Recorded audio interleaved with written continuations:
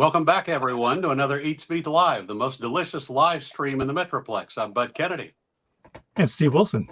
Everybody's talking about barbecue right now. We have all the new barbecue choices.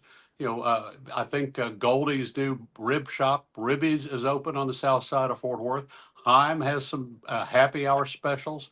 Hurtado opened a new location in Mansfield. So today, our guest also has a lot going on. Here's Chris Magallanes of Panther City Barbecue in Fort Worth. Hi, Chris. Hello, good afternoon. Oh man, Panther City has been in the news over and over again lately for new restaurants and new kitchens and everything else. I don't even know where to start with Panther City. I guess the first thing to tell people is about your new purchase downtown and what you're doing with Bailey's and what you're not doing with Bailey's. Tell us about it. Yeah, so a couple of months ago, or probably about 3 months ago, we had a interesting little opportunity come about that made us aware that Bailey's was possibly up for sale. So we really weren't looking to expand or buy a new get into a new venture, but it just piqued our interest a little bit. But I actually have a brother that's a few years away from retirement, and he's been wanting to get into the barbecue game. He's always hanging around the restaurant and wanted to kind of learn what we're doing. So we sat down and actually talked about it, and it came out to be a good deal for us. That it'd be a good little venture to buy into and buy out the Bailey's name and the restaurant and start operating and getting it ready for him here the next few years. Well, So we Bailey's has actually, been around. It's been around more than 90 years in downtown Fort Worth. It's been a typical commercial barbecue place, done things the way the family did it for 90 years for most of that time. And it's a kind of a budget barbecue shop. Serves a lot of downtown workers and good lunches and really good spicy pulled pork.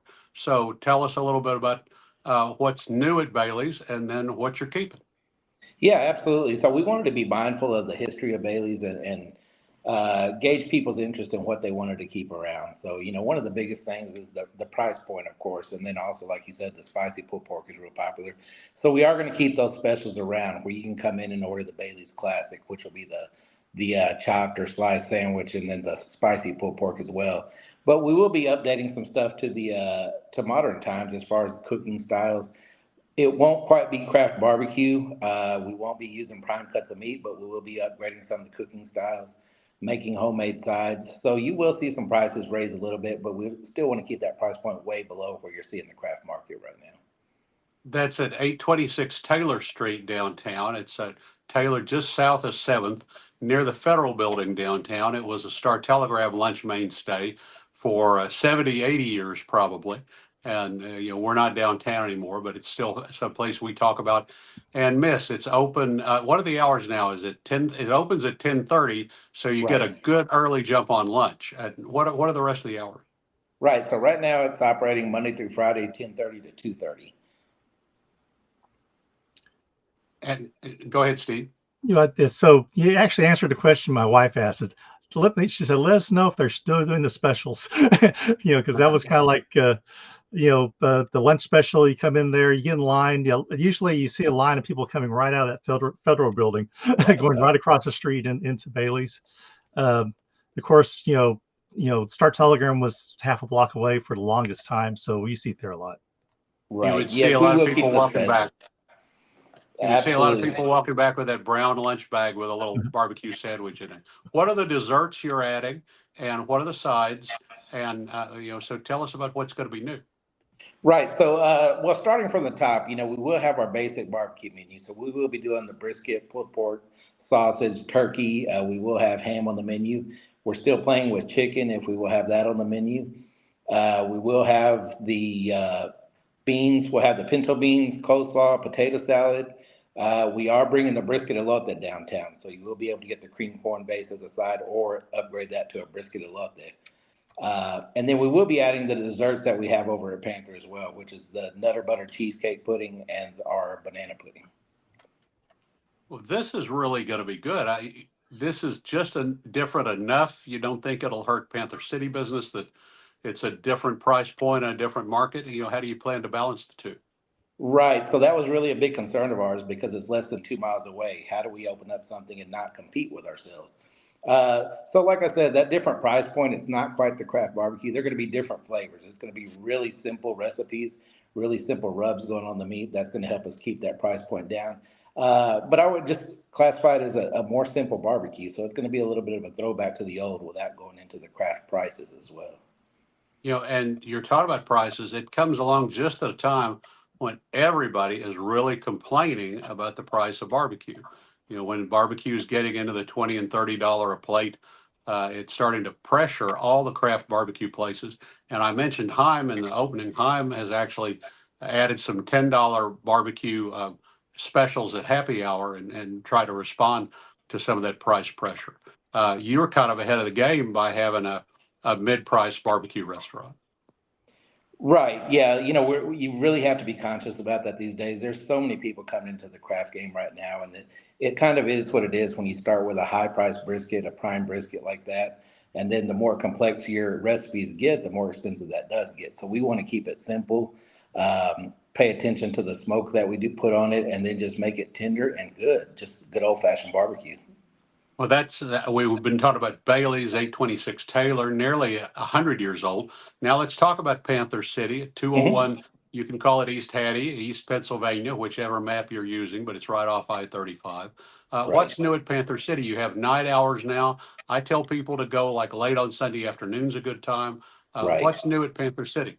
Yeah, so some time back we did start dinner service. So we are Wednesday through Sunday, Thursday, Friday, and Saturday evening. We stay open until 8 p.m. and we pretty much have the whole menu almost all the way to the very end. So you've got a really good shot at getting in even mid to late afternoon into the early evening to get some good food there. We've also taken on some live music with some of the music scene venues that have closed down. We've been taking on more artists. So we actually have a music jam that happens Wednesday evenings, and then Thursday evening we have a blues jam as well that used to take place down the street at off of Berry Street. Steve? Lola's, at Lola's. So you sent me a picture. Yep. What is this called? That is the Hecho and Southside platter. So the made in Southside platter that offers a really good mix of everything on our menu based on the Tex-Mex side. So you've got your Texas Trinity brisket, ribs, and sausage, but you've also got a good mix of our flacos tacos, our brisket quesadillas, our brisket elote, and then it comes with 2 large sides as well. So you see the collard greens and the borracho beans in that picture. Now, how many people are supposed to eat this? That will feed 10 to 12 people. Okay, because I was going, that's a lot of food. Yeah, 10 to 12 very hungry people. And what about this is the corn?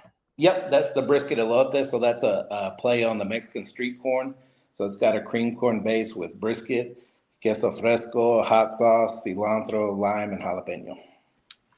And let's see what else. Oh, yep, another shot of that brisket elote along with one of our sandwiches. That looks like the Southside Slammer sandwich.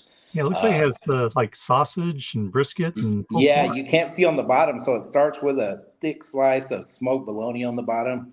You got sliced brisket, you've got pulled pork, you've got sausage, and then it's topped off with a pork belly burn-in. So that's really a good sandwich to order. You can open up that bread and eat it open face and sample several of our And what meats. was that called again?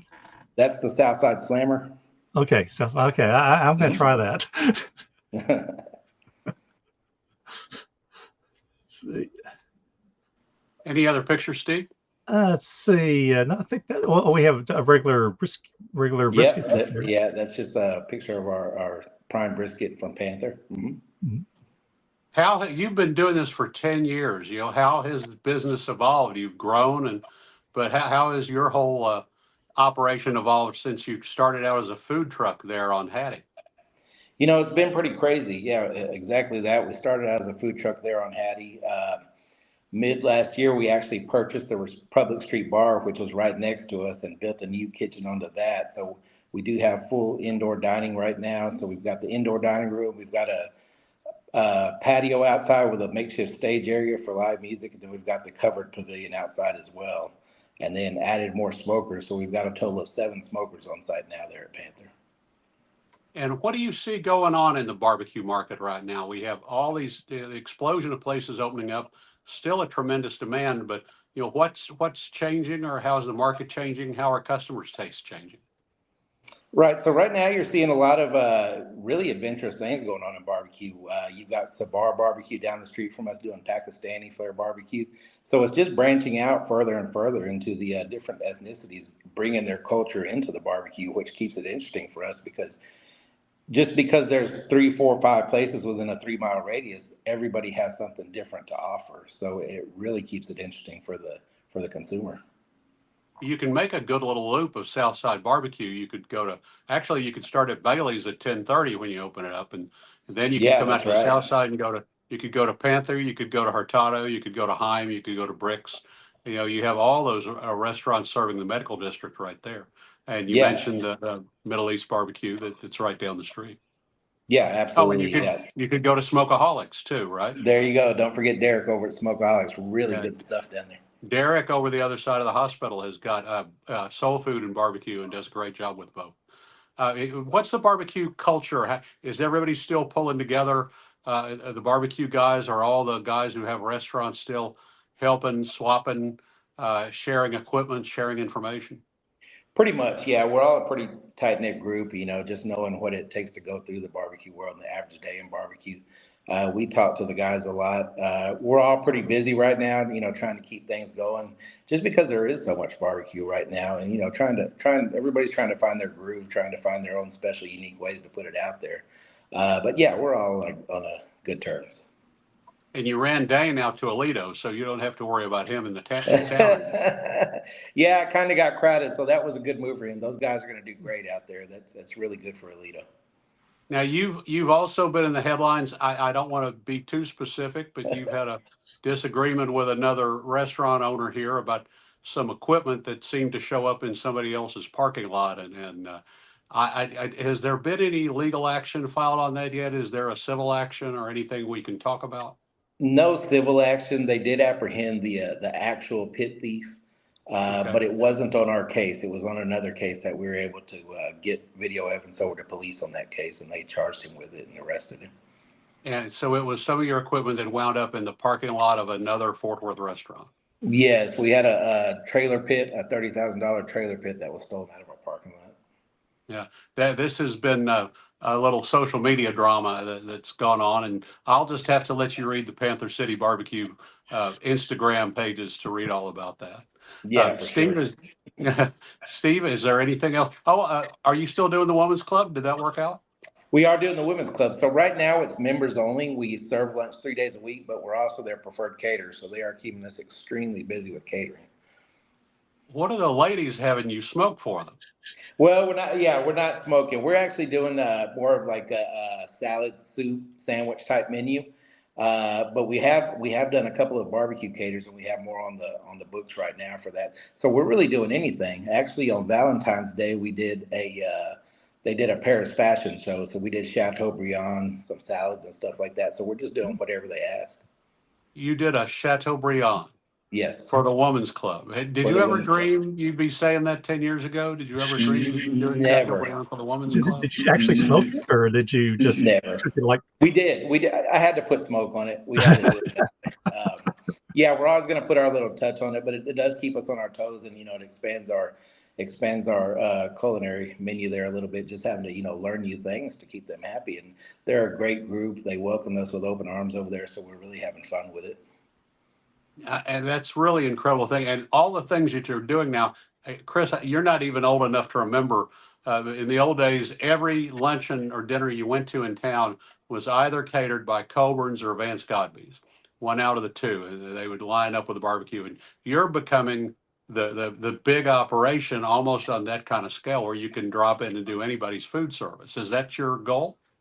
I think the goal is just to cook. We love barbecue. We love smoking food, so it just gives us an excuse to do it more often. That's it, really. Oh, and I may go back and ask you about Bailey's. Do you have a new name picked out or a tinkering with the name at all? Or We do. So we had a lot of discussions with the extended family of Bailey's.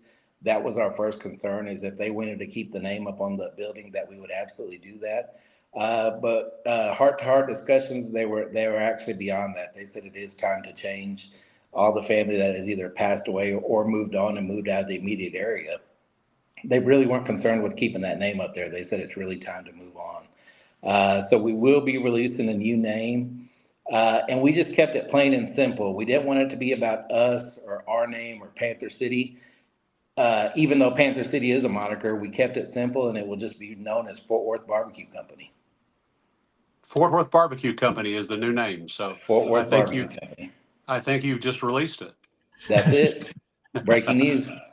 Well, okay, Chris, this is great. Steve, anything else for Chris? I mean, I almost want to jump off camera and go get lunch. So, Yeah, I'm Steve, thinking it's time to go get some barbecue. And what was the name of that sandwich again? It was the Southside Slammer. Southside Slammer. Okay, okay, I'm making a note of that. No, I think I'm done. I'm ready to go eat. thank you, Chris Magallanes, 201 East Hattie or East Pennsylvania, just off I-35, just south of downtown Fort Worth, the highest rated barbecue restaurant on a main street that you don't have to go down the back road to find in Fort Worth. And then now also the operator of Fort Worth Barbecue Company, the coming name change at 826 Taylor Street in downtown. And soon maybe we'll hear about the Woman's Club too. Thank you, Chris, very much. Thank you, guys. Until next time, I'm Bud Kennedy. And Steve Wilson.